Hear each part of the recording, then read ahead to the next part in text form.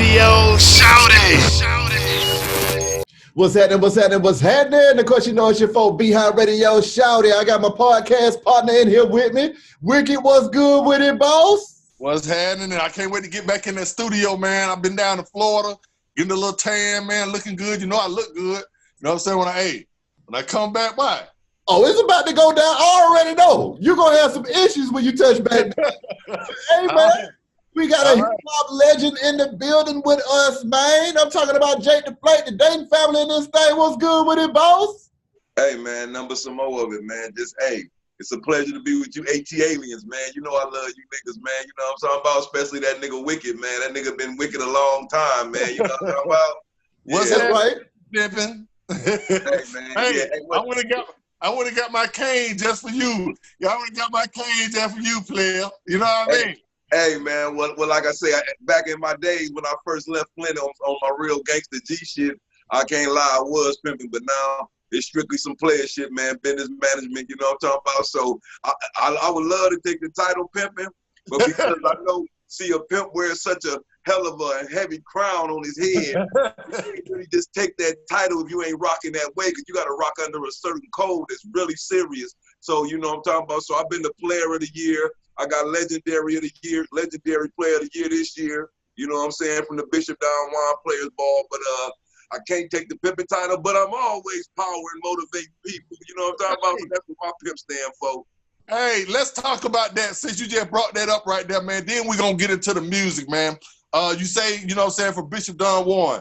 You was down here not too long ago. Tell the people a little bit about, you know what I'm saying, when you was down here and what was going on and what you won when you was down here. Okay, man, they had the players, you know, the Players Ball is an annual event. It's been going on for 30 plus years, man. And it's what it is every year Don Juan's birthday since he won the Players Ball back in the day, like 14 years in a row, something like that.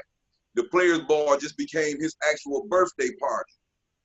Okay. So this year, and a lot of times we have it, it's normally in Chicago, but he live in Hollywood. So since, you know, he been switching it up, and then sometime other promoters and people will come in and take it, and then they'll rock it in a whole nother city and state. So this year, some promoters out the ATL, they jumped on it, and we had the Players Ball weekend in Atlanta. So the meet and greet be Friday, the ball be Saturday, and then the next Sunday we just had like a dinner somewhere or something, or maybe another party or something, or go to a club. But it's a whole players weekend, you know what I'm saying? And all the players come from all around the country: Las Vegas, DC, Miami, Chicago, Michigan, Texas, everywhere, wherever the players affiliated with the church. Whoever is really, really church members, or some that's trying to be, some that's already, you know what I'm talking about, and all the P's from all across the country, some from around the world, they come to this one event every year. It's the annual Players Ball, and it was down there from the 4th through the 6th of December this year.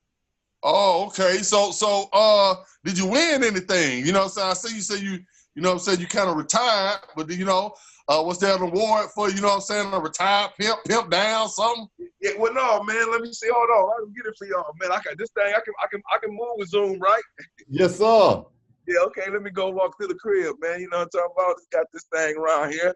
I'll let y'all see the action, man. You know what I'm saying? I'll grab it. You know, it's like it's always a treat when players meet. So, man, that's like the biggest party and the most fun I have is with my player partners. You know, my pimping partners, man. It's just because they're a different kind of species. You know what I'm saying? Like, okay. I'll be with my hood niggas.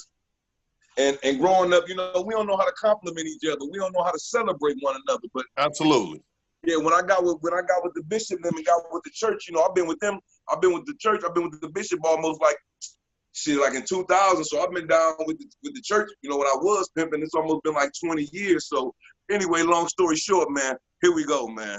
That's dope. That's the legendary award, man. You know what I'm talking about? Like, I've been in it. I done went so hard in the game when niggas ain't seen me on the rap scene, but when I was pimping, then I turned and changed it from that and turned it to the Black Hef, managing beautiful white girls, you know what I'm saying, with a legendary management company, you know what I'm talking about? And so I've been on TMZ, Discovery Channel, on the E Channel with Ryan Seacrest on the Talk Soup. I've been on Quest TV. They licensed the episode from Discovery Channel over to Quest TV, and all this shit just, a nigga just being real, but that's the award, you know what I'm talking about? And Wow. So now I'm a legend in the rap game on the underground gangster tip, and I'm a legend on the pimp side, on the player side, man, with the church, man, and in this game with these players. You dig? Yes, sir. Yeah, man. So as I say, some more of it. You dig? Well, look, I want to get into a few, bring it all the way back up to current. We're gonna talk about you know what I'm saying, the FBI album. A lot of people been asking me about that, but I want to get into a few songs, bruh, that were my favorite that you did, and the one, it's off the Out to Get Rich album. You had a song called Going Way Out. Tell me a little bit about that record. What went into that record? And at the time, you know, how were you living at the time when you did that one? Well, shit, like, once again, man, I ain't a nigga with a good imagination. You know what I'm talking about? So all of the wherever I'm at in my life, that's where my lyrics, that's what come out in my lyrics. Right. So whatever I'm saying in that song, that's what I was really on. Right. You know what I'm saying? Right. No cap. You know what I'm saying? Like, so that's this kind of shit. That's how I was thinking. That's how I was moving and grooving. That's what I was, you know, that's what I was about, whatever the song said. So at that time, niggas from Dayton Avenue, you know what I'm saying, was going way the fuck out. You know what I'm saying? Right. Oh, and hold on, let me cut you off right there because I meant to ask you that. Now, a lot of people that know you, they know exactly where Dayton Avenue is. Tell people where Dayton Avenue is because a lot of people think Dayton is Ohio. Yeah, they think they always got that mixed up, but no, Dayton Avenue was a dope block. And it was such a dope block that they put it in the Flint Journal in the newspaper that it was two ends. It was, you got ML King, it run through ML King. And on one end of Dayton, you had Matt Hinkle. That's the nigga who originally put the money into the Dayton family. Then on the other side, right up the street on the other side of ML King, you had Jumpin' Jody, Harrio, all these is big dope boys in the town at the time. Okay. So they said that each end of Dayton, they said with them two ends together combined, in a day was making like $75,000. Wow. A day. And then it was such, and it was a block, not just a trap house. It was a trap block. With two ends that extended about 4 different blocks. You know what I'm saying? From Dayton and Mason all the way up to Dayton and Bombright. So that consisted of about maybe 4 blocks. So Dayton Avenue was in Flint, Michigan, and it was a dope block at the time when we came out with it with the Dayton family, when they came out with their stuff. Dayton, Dayton, when Jake the Flake came out, I was originally a nigga standing on, I lived like right off of ML King in Dayton. So I used to walk with a corner store, and I walk on my house, go to the corner store and sell dope all day, walk right. So I live right across the street from the action.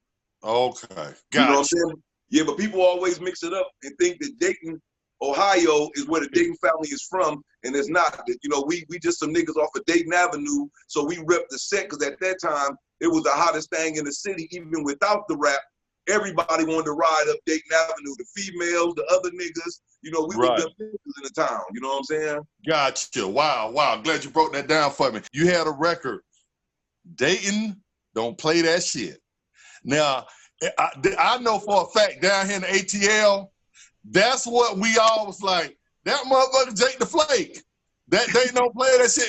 We felt like we was from Dayton because you know we got hoods down here that's kind of the same way. You got your Candler Rose, you got your Bankhead, you know, on the south side. You got your Cleveland Avenues, your Metropolitans. So when we heard that Dayton don't play that shit, that was something that resonated with us down south.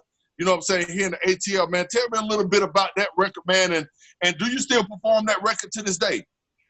No, I don't get a chance to perform it much, Wicked. I would love to, though, but I don't get a chance to perform it much, you know what I'm saying? But it's definitely one of my classics, you know what I'm saying? Like, it's definitely one of my favorites out of a lot of my records, because Dayton don't play that shit is exactly what that was, you know what I'm saying? Like, the Dayton niggas wasn't fucking around at that time. You know what I'm saying? Like, we the niggas, man. You know what I'm talking about? Like, hey, we had all the niggas was on from the block with the big dope boys in the town.